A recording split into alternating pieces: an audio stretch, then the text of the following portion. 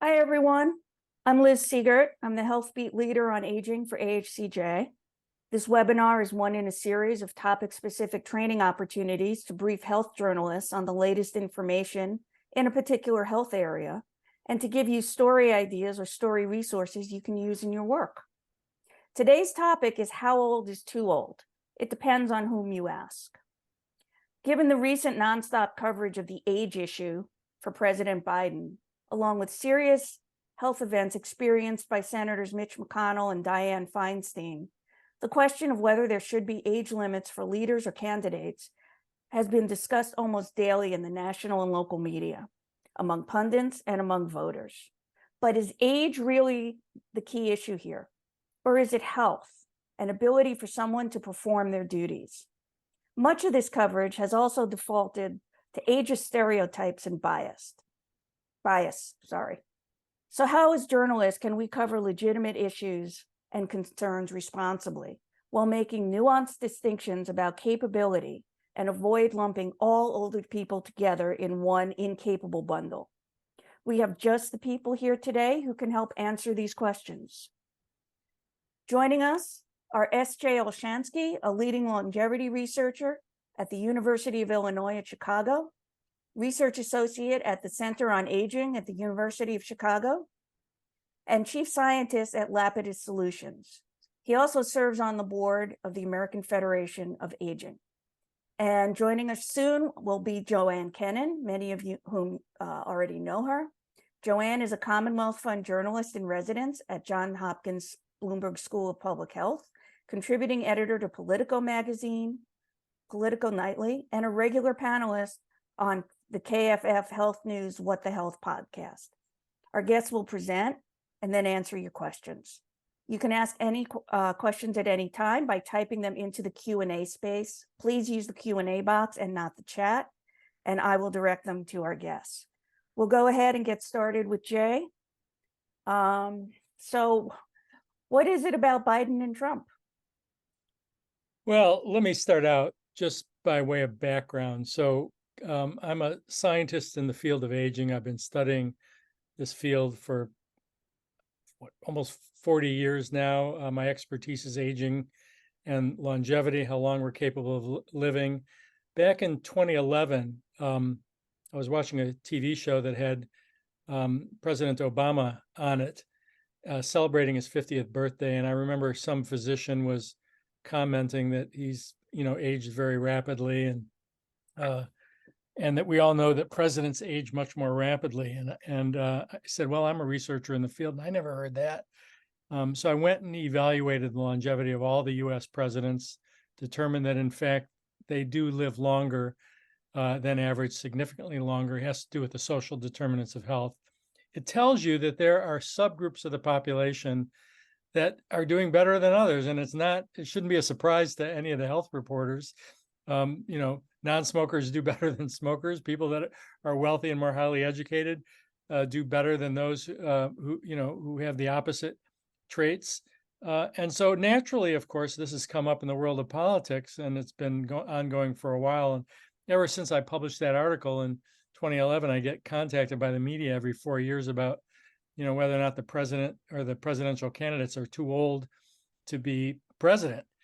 Now, in Biden and Trump's case, we actually evaluated the medical records. When I say we, I mean myself, some research scientists like myself that study aging and longevity for a living, and then a group of board-certified geriatricians that study older individuals for a living. And we evaluated all the records and came to the conclusion that there is no problem with either of them. In fact, they're both exhibiting some unusual characteristics and attributes that are associated with exceptional longevity and healthy old age. And so, of course, it's coming up again. We're probably going to write another paper on the attributes of the final two candidates, whoever they might be, once that's determined, to evaluate their medical records. But from what we've seen, there's no issues at all with regard to age. And yet it comes up all the time, especially with the recent events with, members of Congress, facing some health challenges. So I'm not surprised that I see this. It's only going to get worse. But there's a lot of misinformation, a lot of armchair gerontologists out there drawing conclusions about both candidates, and the vast majority of the information that they're putting out there is just fundamentally incorrect and or ageist. I'll stop there. That's a little snippet, by the way, of this story, but there's a lot going on. Yeah. So, we get into this thing about age versus health, and yes, the two are connected, but how do we, kind of draw that distinction when we talk about someone's age? Because as we were talking before the webinar started, there are plenty of super agers out there. Well, look, I'm not going to sugarcoat aging to anyone here. I'm 69. I've experienced some of the problems associated with having an older body. But you have to realize that the risks of things going wrong with us doubles about every 7 years, beginning in puberty. We start to see notable changes in our cognitive functioning in our 30s. We start to lose our nouns beginning in our 30s. Trust me, I had this conversation with my kids who are in their 30s, and they said, "Really?" I said, "Yeah, it's already been happening to you, and you're probably just not aware of it." So there are normal age-related changes. It doesn't mean that you can't, perform the job that you might have been trained to do. In some respects, older individuals bring an incredible amount of experience and knowledge and wisdom with them that makes it easier for them to perform their job better when they're older than when they're younger. For example, I was on an airplane yesterday. I'd rather have a pilot who's in his or her 60s or 70s than a pilot in their 20s.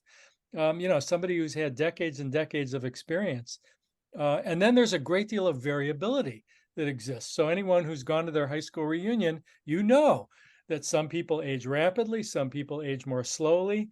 That variability exists. You mentioned the word superagers. This is a subgroup of humans that operate at a very high level of efficiency cognitively, for decades, well past the age of 80. They've been around, for a long time. The prevalence is increasing pretty dramatically. And we've seen evidence in the medical records of both Biden and Trump to suggest that they both could be superagers. So, Joanne, let's talk a little bit about how we can cover this responsibly without kind of getting into that whole all old people are, kind of incapable mindset. Well, I want to be clear that I have covered Congress. I did cover Congress for about 15 years. I'm not currently working in Congress, so I have not personally seen Chuck Grassley or Diane Feinstein recently, although I do follow Chuck Grassley on Twitter, which you all should do. The Senate and the House are old. There are a lot of old people, and some of them are in great shape, and some of them aren't, and some of them are not in great shape younger than others. I mean, I was writing a piece about Feinstein 2-3 months ago, and I was trying to remember some things that happened in the 90s, right? And the 1990s, but as I was looking up some of the senators who I remembered as being really not like they should have retired, right? And in my memory, they were 90. And when I looked them up, and I won't name who they were actually one was only about 74. So he was the opposite of a super ager. He was not all that agile in a committee hearing or a markup. And he was probably 74, 73, 75 at the time. And in my memory, he was like 90, and he should have retired. And there are people who are super age. Being in the Senate is in some ways a very cushy job, right? You've got staff, they drive you, they carry things around, but it's also long hours, lots of travel, juggling a lot of things. It's both an easy job and a hard job. And some of them, probably should step off the stage young, and some of them really are fine. Grassley had a serious hip injury in January. He was back at work and surgery, and was back at work in like 3 weeks. That is unusual. And now he was in a wheelchair briefly. He's all over the place now. He's at the state fair. He's tweeting I wrote it down what he likes at Dairy Queen. Snicker blizzards, is that it? And you're, all over the state of Iowa, on his own 2 feet, drinking his Snicker blizzards. Whatever you think of his politics, the guy has a lot of energy. Well, that goes back to the big question of, do we need an age cutoff, How do you do it constitutionally? For Congress? I mean, we have an age minimum, but I assume the founding fathers never figured, well, except for Ben Franklin, people living into their 80s and 90s and still serving. Can you both talk about that a little bit? I'm going to talk, Jay, and then I actually wrote this, but why don't you go first? Well, I'll comment on this by saying, if we're going to have an age limit for politicians, I think we should have an age limit for reporters. And I think that age limit should be 40. And no one over 40 should be on the age beat. Nobody should be writing for newspapers or magazines because you're over 40. Now, of course, you should be wincing at that suggestion, because many of you, or some of you, I would imagine, are over the age of 40, and you're going, well, what does 40 have to do with how well I can do my job? Bingo. That's the point.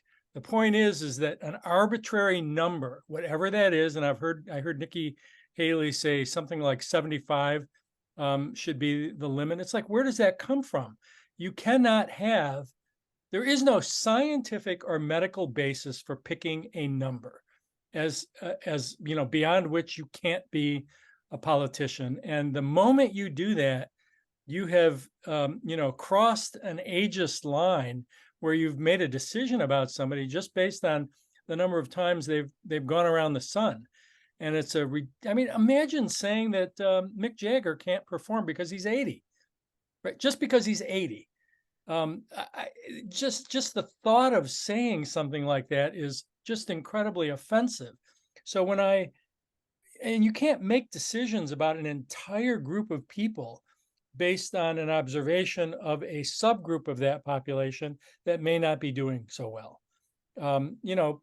Some individuals may get up in front of a camera and they may have had, an accident a couple of months earlier, and they're still suffering from the consequences of it. And, the sharks come out of the water and they start biting immediately once they see somebody face a challenge in front of a camera, when it may just be a short-term health issue that they're having. And we all have them at some point or another, whether we're younger or older. So you're right to distinguish between basic fundamental health issues and aging related issues. So I'll stop there.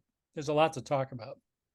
I mean, I think that one of the differences is there is this variability that, Liz started us off with. There are people who are high energy and cognitively really good at 90, and there are people who aren't so great at 62.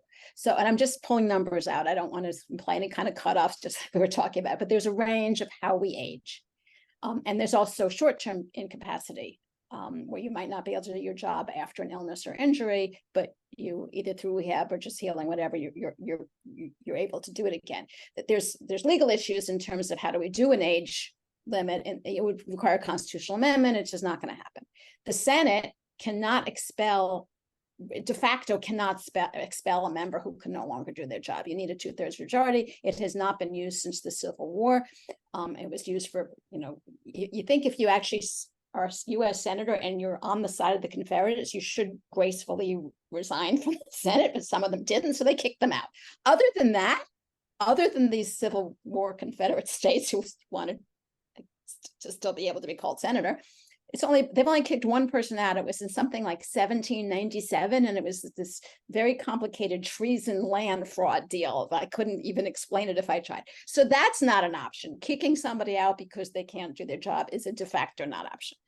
You're not going to get 2/3 of the Senate to do that. In some corruption cases, which was not age related, but someone they wanted to get rid of, they said they were going to start this process of expulsion, and that was sort of enough to get the person to retire. That's happened. But no, you're not going to get the Senate to kick somebody out because they're old, partly because the rest of them are old too. I mean, it's just not going to happen.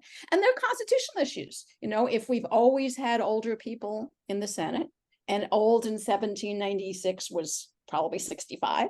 You know, we've had that percent, that population has been represented. To take what they may feel representation away is a problem. I don't think you're going to come up with a ouster kind of situation or a cutoff kind of situation. What you could demand, and whether they demand for it within the Senate or voter advocacy groups and good government groups, is transparency. You know, that we do as voters and as citizens, we probably have a right to know. We don't need to know about every ingrown toenail, but we need to know about, you know, probably a baseline of both cognitive and physical health, and then let the voters decide. But there's a big issue. You know, in the House, you're up every 2 years. If there's a decline, voters will see it, and they can vote you out after 2 years. The Senate, it's 6 years, and it's really more like 8, because you have to decide when you're going, if you're going to run or not, and then spend a year or two fundraising and campaigning, which is what, you know, Romney just did it a year and a half, a little over a year. Ben Cardin did it a little while ago. Both of Cardin is a little older than Romney. I think both of them said, you know, I'm fine now, but what am I going to be like in 7 or 8 years? Am I going to be able to serve? And so that's a self-regulation thing. There are other political considerations, but, you know, age was certainly part of it, particularly Ben Cardin has a totally safe seat. He could have gotten elected. And even though people knew he'd be 86 by the time the term was up, or I forgot the exact year, 85, 86, 87, something like that. And he just said, I don't know how I'm going to feel or how I'll be able to function in 8 years. So that was a self age cutoff. Right. But, Yeah, you know, I mean, that's- transparency, I mean, you know, McConnell, who doesn't like to talk about his health, we got a little bit more information, you know, a week or so ago. He hasn't said whether he's running again, but, Well, I you know, think that was the question he froze on, actually. yes. it But, was. you know, Well, keep in as far mind- as the coverage, go ahead, Jay. Keep in mind, we have HIPAA laws here in the United States that make it illegal to share personal information, personal health information. And this applies to presidential candidates and presidents as it does to anyone else. Now, personally, I agree with you. I would like the public to be able to see those medical records. First of all, the vast majority of the public isn't going to know how to interpret those medical records. It really needs to go through the sieve of experts who know what they're looking at. But there's a real dilemma. For example, if one of the presidential candidates had a lethal condition today, which, you know, would lead to a high probability of death before the end of their first term, you'd think we would want to know that as a voting public, but we don't have the right to that information. So there's a real dilemma that we have when it comes to publicly available information. And then let me point out one other thing that an image that came into my mind as we were speaking earlier, and that was the reporting that took place about a year ago on President Biden when he fell off his bicycle. And a lot of the reporting was, reporting him as a klutz, falling off his bike.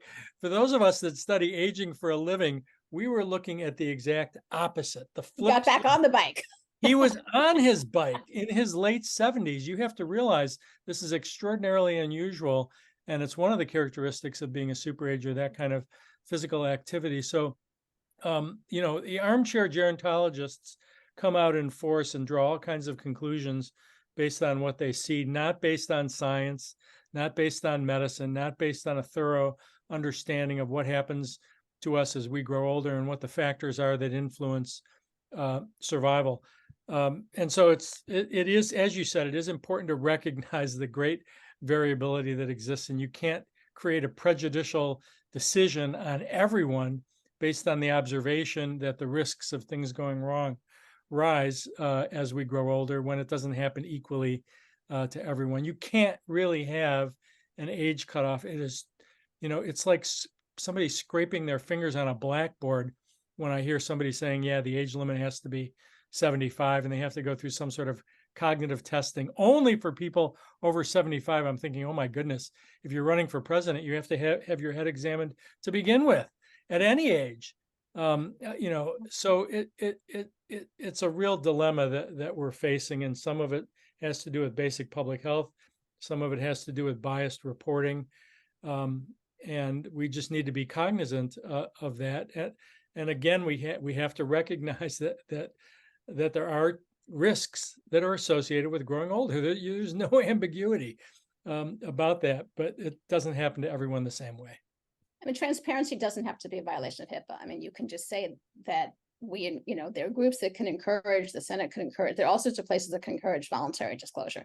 Politicians do it. I will also remind you that Paul Tsongas, who was not that old when he was running for president, also lied, right? He said he was in remission. He was running for president. Was it lymphoma? I think it was lymphoma. I think so. And he said he was in remission. He was not, we later learned. And, he would have died in office, and he wasn't that old. So sometimes things are unexpected. You could be in great health one day and get hit by a car the next. I mean, there are all sorts of things that can happen, or things but pushing for transparency for political candidates or of federal office it doesn't have to be done in a way that's, I mean, first of all, you could pass a law, which is not very likely, that would say this, it's a HIPAA exemption, or you could just say this is an expectation, and then it becomes part of political culture. I agree that a lot of the Biden reporting, we're forgetting this is a man who has never been a smooth speaker. He's had a stuttering problem that he's spoken about with quite a bit of moving frankness. We've seen him, the images of him talking to a child who stutters. I mean, we know that this is something he struggled with. Does he still have a little bit of that hesitancy in speech? He has always had that. Is it a little worse now? I haven't measured it. I don't know, but it's coming out of somebody who looks older than Joe Biden did at 35. But that is it's not just the reporting. There's obviously a political, what's going on in this country, right? There's a political agenda to make him look doddering, incompetent. If you listen to or read right-wing media, they talk about his decline, or his social media. You see about his you see really insulting and inaccurate things. There's a difference between tripping over a word and not knowing the English language. So there's both some bad reporting about what does it mean when somebody falls off a bike and doesn't really get hurt. Actually, the fact that he was riding his bike again the next day is the story. And there's a political agenda that is underlying some of this reporting. So speaking about the reporting, we've covered John Fetterman when he had a mental health breakdown, and a stroke. But his age, he's in his 50s, if I remember correctly. McConnell had a fall. He obviously had some kind of brain injury associated with that fall. The fact that he's 81, should that be part of the reporting? Should that be the foremost part of the reporting? Or should we be treating all these health issues kind of similarly, if it's not an age-related specific? Well, almost everything is age-related, by the way, but yeah. So I think you hit the nail with the hammer directly when you said these are health issues. These are health issues, not necessarily age issues. And all of us face health issues of one kind or another as we get older. All of us have disease in our body. There isn't a single one of us that escapes to middle age without something going on in our bodies that is associated with age associated. But that's not a reason to preclude somebody from running for office, for being a reporter, for being a musician. It's like, yeah, age has to be removed from the equation entirely. Get it out of the discussion. It should not be used as the basis. As the basis for decision making. I can't remember how many interviews I've done where everything that we talk about is the age of an individual. Like Trump or Biden, and I'm going, well, you haven't mentioned a single policy that either one of them is presenting that perhaps might be more relevant than the age of the individual that's presenting it.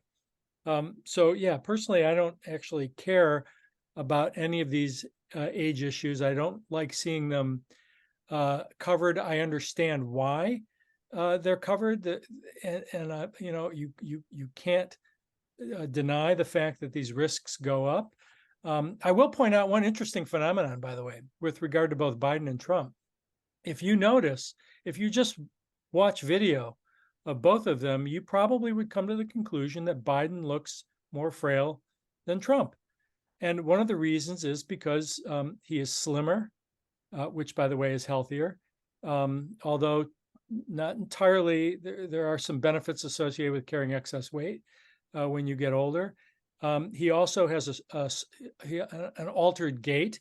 So the way in which he walks is influenced by the changes that are occurring in his body. So what is he doing? He's being much more careful to avoid falling. Yeah, guess what? All of us should be much more careful to prevent falls as we get older, because it's the falls that can create a cascading set of health challenges that can be lethal in the final analysis. So when stories came out about Biden using a different set of stairs to get off the airplane, somebody said, "Oh my goodness, this is a sign that he's going downhill and he has to leave." And I said, no, it's actually a sign of a wise decision to lower his risk of a fall getting off of an airplane. It was a smart thing to do, not a problem associated with his age. Now, on the flip side, Trump, to some people, will actually look more robust, will look healthier. And the reason is because of his excess weight. Believe it or not, excess weight when you get a bit older, as I told my mother when she was 85, by the way, I said, "Mom, if carrying excess weight was a risk factor for you, you'd be dead already." This was in her late 80s. And she had dessert that night, by the way. So Trump looks a bit more robust because of that excess weight, which, by the way, also is somewhat of a risk for cardiovascular disease for him. So it's a trade-off, but you're seeing an unusual phenomenon occurring where one risk factor, excess weight at later ages, plays a different role in frailty and disability once you make it out to these older ages. But yeah, Biden doesn't dye his hair.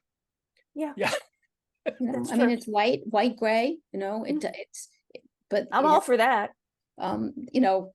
We don't know what Trump does to his hair. Let's not go there. But it's not. He probably wasn't born with that color. Biden has let himself age, and he looks like he doesn't look 35. Can I say one other thing here? It bothers me every time I'm having this discussion about age. Have we forgotten the value of older individuals and the value that older individuals bring to the table? When are we going to reach the point where we value people that make it out to older ages for the knowledge, the experience that they bring? They are one of the most valuable resources that we have in this country, are older individuals.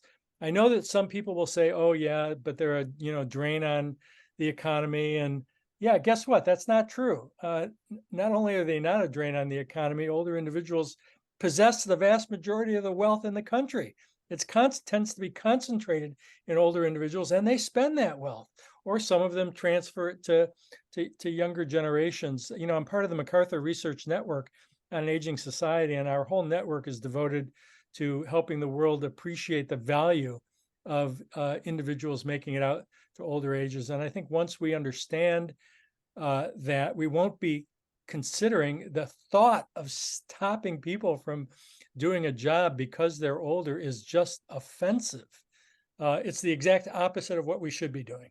Well, we are re-electing old people in the House and Senate. So, I mean, in some level, we are evaluating as voters, we are valuing experience, expertise, longevity, knowledge, seniority, the ability, if you're senior, you can get, you have more power in the Senate, get stuff for your state. I mean, Senator Byrd was a great example. He died at, I think, 92. The last year of his life, he was out a lot. He was a year and a half. He was in the hospital. He was ill. He was not functioning so great at 92. But at 90, he was still pretty good. Or 89, 90, I mean, he got physically frail, but he was intellectually able to do his job. He walked very, very slowly, and he began having more medical issues. But he was still up there giving those 5-hour, they weren't 5, very long speeches about ancient Rome. He was the chairman of the Appropriations Committee. He was pumping money into West Virginia. So at the very last year or so of his life, there were legitimate questions about how well was he doing his job because he was out for long periods of time. But, had you forced him out at 75, the people of West Virginia would not have had the person they kept reelecting. So, I mean, I think there's fair questions about health and competency, but they're not necessarily based on age or an assumption that age means lack. There are people who no longer have the physical stamina or intellectual acuity to do certain jobs. And that doesn't just mean in the public sector. I mean, there are jobs that have limits, right? There are times when someone doesn't have the skill and they have arthritis and they can't be a surgeon anymore. There are jobs you cannot do. But it is not, we can't say, all right, you're 65 and you're done. We're going to, send you to learn how to play golf. But there are legitimate questions at times about someone in a sensitive public position. Can they do their job? And that's where I do believe that voters should have information to make that judgment. I think that the context, there have been people in the Senate who clearly had severe cognitive limitations, and there wasn't much of a fuss. They were sort of quietly moved aside. Time came and they didn't run. It was handled more delicately. It has partly to do with the certain trends within the Senate now, right? It's a 50-50 Senate or a 51-49 Senate. Diane Feinstein was on the Judiciary Committee. Without her presence, they could not do anything, literally. Yeah. The Democrats could not get, and we're in an era where you can't do legislation without 60 votes. So all you can do is nominations with 50 votes. It's the Judiciary Committee, it's the courts, it was judges. She became caught in the limelight because of that unique set of political circumstances. If it was a 55-45 Senate and there were 12 Democrats on the Judiciary Committee, it wouldn't have become the national story it became a national story because what can the Democrats and Republicans fight over right now in the Senate? Judges. Could the Democrats do anything about judges? No. And that ties on with other political issues, including abortion, right? Okay. So part of it is how we tell these stories and which stories come to light have to do with larger political issues. But I guess we're all in agreement that you don't assume that because someone stumbles over a word one day or has a fall or doesn't look as good as they used to, that they should get kicked out. But I also, again, having knowledge, having information, what is going on, as a non-clinician, as a layperson, what I thought when I saw McConnell freeze was probably with what we know now. If I were a physician and I had said that, I probably would have been, sued for malpractice. My initial layperson conclusion was probably not what he's having. But is there something that he, who is very private, did have to, dribble out a little more information than usual? Yes. Is it going to is what's come out now going to satisfy people? We'll see. We don't know yet. He's not up again for another year and a half. So let me just interject here and remind the audience to please post your questions in the Q&A. We have about 15 more minutes, and I'd love to take some more questions from the audience. Joanne, how do we make these distinctions? How do we turn this story around so we do focus more on the health rather than the age? And I don't think age is entirely irrelevant. Age is part of your identity, how long you've been in the Senate, or what else you've done with your life. I'm not saying we should never say how old somebody is, but that's not where the story stops and starts. I think the basic assumption is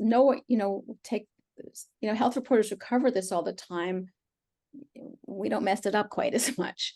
But it's the TV reporter who saw Biden fall off a bike and decided, oh, that's it, or the example Jay gave about how he's getting off an airplane. There was a conversation a few years ago about Trump going down a hill, and the Democrats made a lot of hay about, he couldn't walk anymore, but he's still walking.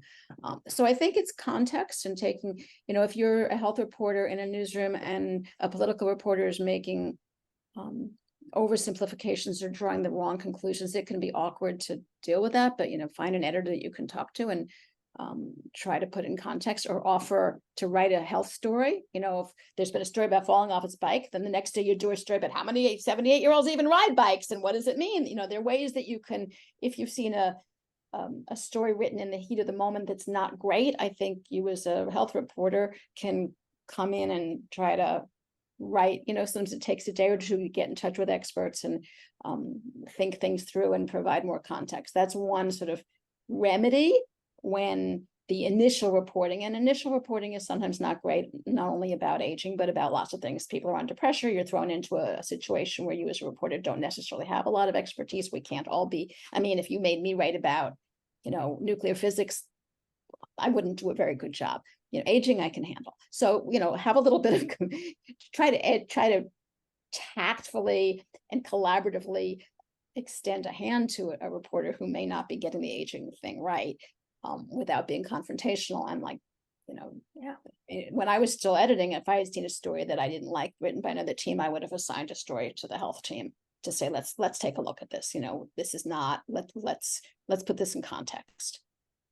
So Jay, I think one way to address this is to imagine yourself put under the same microscope where somebody is following you, 24/7, or at least while you're awake, with a camera and a microphone. Imagine that happening to any one of us, any of the reporters listening. All of us would make verbal miscues. We trip, we would fall, we slip. We would say, the wrong state. We would miss somebody's name. Oh my goodness, that happens all the time. So I think that we may be expecting perfection from our politicians, and they're no more perfect than the rest of us. We all make mistakes.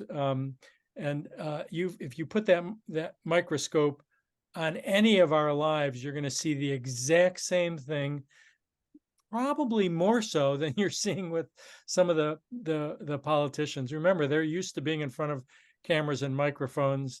The rest of us probably make a lot more mistakes than they make. So, I think we just need to be cognizant of the fact that perfection isn't going to happen. It shouldn't be expected. And, just use the golden rule. Somebody put something in chat saying I was wrong. I didn't tell the whole time. Feinstein says she didn't offer to resign from the Judiciary Committee.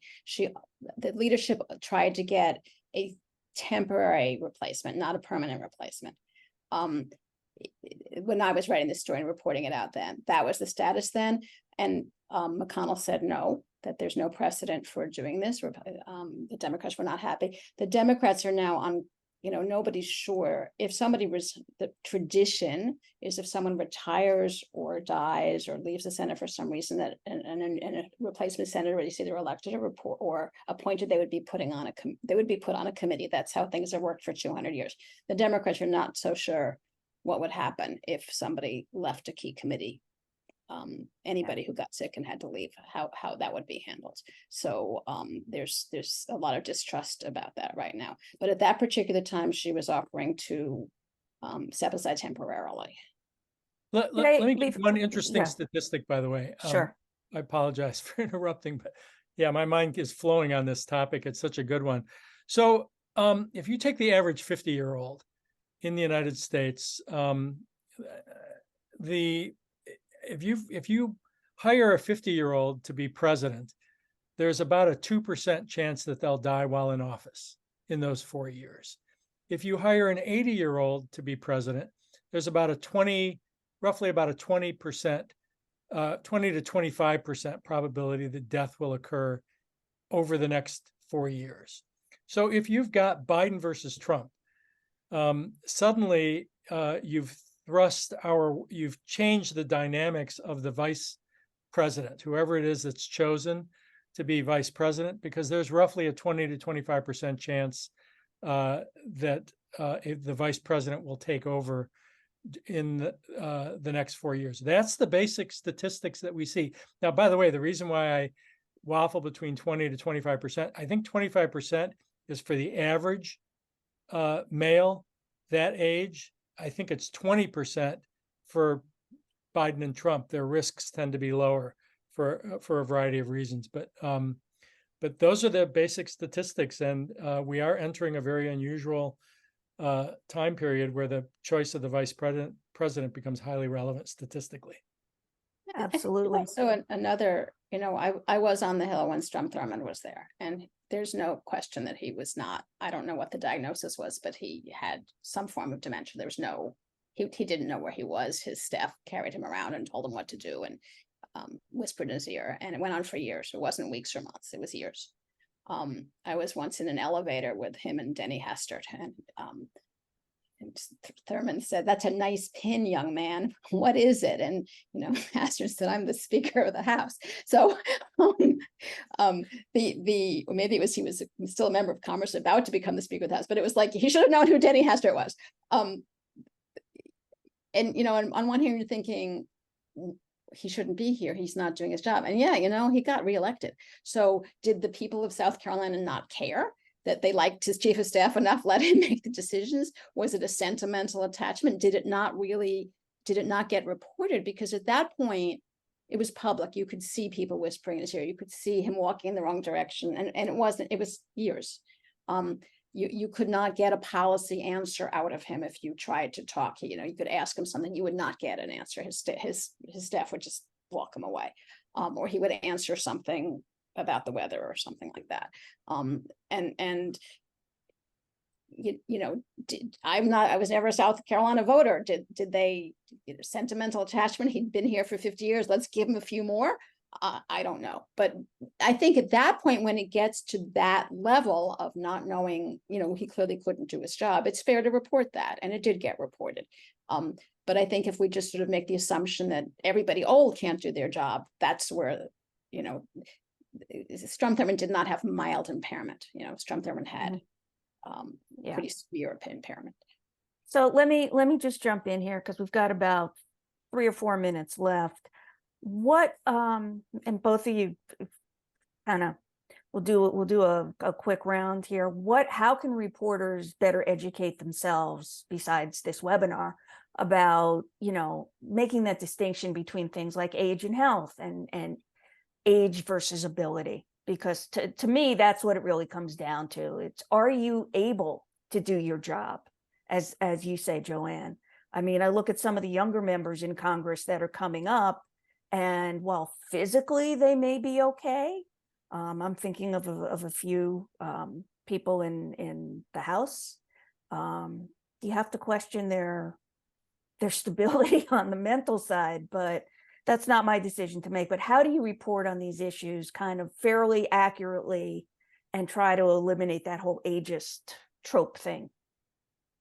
I mean, I think one way is to just pay attention to the aging people in your own life, right? Do they sometimes stumble over a word? Do they go down the stairs more carefully? Well, I certainly hope my mother walks down the stairs carefully. I mean, my mother walks down the stairs very, very slowly and walks up them even slower. But, I think in just sort of paying attention to people, I mean, there's no curriculum we can force someone to take, right? We're not going to give everybody a year-long course in gerontology. And, AHCJ has a lot of resources. Liz has been doing this for years. There's tons of stuff there's tip sheets, there's many, many blog posts. There's all sorts of stuff. You should read what she does and has been doing for like 10 years, 12 years now. There's lots of material. I looked before I came quickly. There's a lot of, Liz, you might know if there is one. I did a quick Google and might not have searched right, but I know that there's a lot of style guides. Like I did review one recently about how to write about disability. I didn't find a quick one. If there is one on aging, someone should put it up. What words and what language are not insulting or are appropriate and sensitive. I don't know if the American Gerontological Association does have one, but my 30-second Google didn't. I might have had a typo because I'm getting old.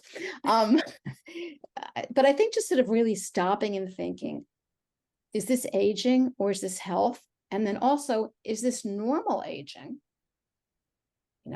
Biden has normal aging. He has probably less normal aging, less impediment than many people his age, but he is aging. Aging is normal. We are all aging. I still carry around from 1996, the White House Conference on Aging Liz, you may have this on your bulletin board as well. Joanne Kennan, it was an envelope, a snail mail those days. The younger reporters, their envelopes that we used to get things. Joanne Kennan, aging reporter. Yes, I have mine from the 2015 aging conference. Right. And I still, it's from the 90s and I still have it. What is normal? And normal does not mean pathological. It just means different. Yeah. Walking more slowly doesn't mean you don't get there. Someone did find, AARP has one. Yeah. Right. A resource. I think that's a really important distinction, as you write about this. What is being older and what is being unfit, intellectually, physically, whatever. Forgetting a word doesn't mean you've had a stroke. Jay? Yeah, I'm going to tell you a short, very, very brief story. Way back in the 70s, when I was in graduate school at the University of Chicago, I took a class from a famous scientist by the name of Bernice Newgarden in the field of aging. In human development, she was an idol. And I was like in my 20s. I didn't really know very much. And she was commenting on the great heterogeneity and diversity that exists among older individuals. And I raised my hand and I said, "Excuse me, Dr. Newgarden, but I disagree with you. They're all old." Now, Dr. Newgarden, Bernice Newgarden, could have done a lot of damage to me at the moment, but she didn't. She instead turned me loose in the library, which ultimately led to my career in the field of aging. But the message that she conveyed in her work throughout her life was the great heterogeneity and diversity that exists among people of all ages. Some researchers, like myself and others, study the subgroup of the population called superagers for a living. They're pretty remarkable. And if you're seated around a table with some of these superagers, and I have been, and you close your eyes, a superager, by the way, is somebody who's 80 and older, operating cognitively at a level that's decades younger than their chronological age. And you close your eyes and you might as well be around a table with a bunch of teenagers. Any one of them could be a president, a CEO. They could do whatever they want. Their age is completely irrelevant. And so I guess the message I would give here is the one that I learned from Bernice Newgarden, which has to do with the great diversity and heterogeneity. Don't treat everyone the same based on observations on a small subgroup, not necessarily so small subgroup of the population, but again, the risks do grow as we get older, but not everyone is the same. And we can't have age limits. It's just cannot happen. My good friend Bob Butler, who invented the term ageism back in the 70s, would be rolling over if he had heard this discussion, not this discussion, but a discussion about some sort of age limit of 75 or whatever to be a member of Congress. He would just be shaking his head saying, what are they thinking? They're not, obviously. And it's usually among people that haven't reached that age yet, right? It's almost always younger individuals who haven't experienced the benefits of growing older. When I talk to some of my younger students about these issues and I ask them what's good about growing older, and most of them say nothing. And I'm going, oh my goodness, where have you been? And I spend the rest of the semester teaching them about the benefits of and the privilege of making it out to older ages. So there you have it. Okay, we have to cut off in about 2 minutes, but one quick question. Should Biden and Trump be talking about this more themselves? The whole age issue? I think Biden's starting to push back a little bit. Well, I mean, President Reagan, I thought, did a wonderful job of making a joke out of it. And once he made a joke out of it, it pretty much disappeared, although he did have a problem with his second term and Alzheimer's. But you can't push it under the rug.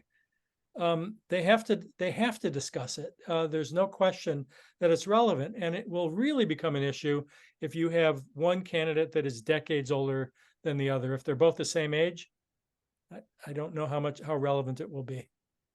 I mean, we're in this abnormal time right now. They're 3 years apart, right? And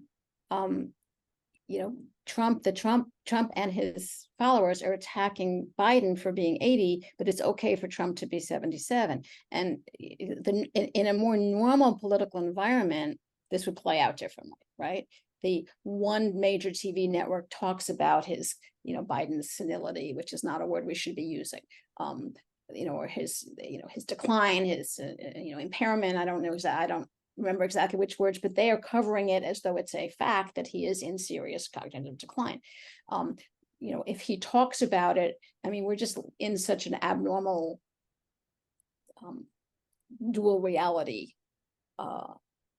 You know, I think that, you know, disclosure, I think that doing things like, you know, being seen, riding a bike and doing physical activities and being active and show, I mean, that's what he's trying to do, is just not so much talk about it, it's show, not tell. You know, he's active, he's doing things, he's flying to Vietnam, he's, you know, but stories are going to come out about how they've lightened his schedule and things like that. I mean, and it's okay. I mean, they were doing it, it's a fact. Yeah, But running for president is going to have a whole totally new meaning. It's going to be two candidates on treadmills next to each other, you know, hooked up to, you know, to a bunch of tubes and wires. And that's going to be the new meaning of running for president. Okay, I think we're going to have to leave it right there. I want to thank both Joanne Kennan and Jay Olshansky for joining us today, and thanks to everybody for tuning in. If you joined us late, you'll find a recording of the webinar at healthjournalism.org in a few hours. And AHCJ will continue to bring you webinars on a variety of health topics as a perk of your membership. Thanks for joining us today, and good luck on your stories. And feel free to reach out if you have any aging questions. Thank you, everybody.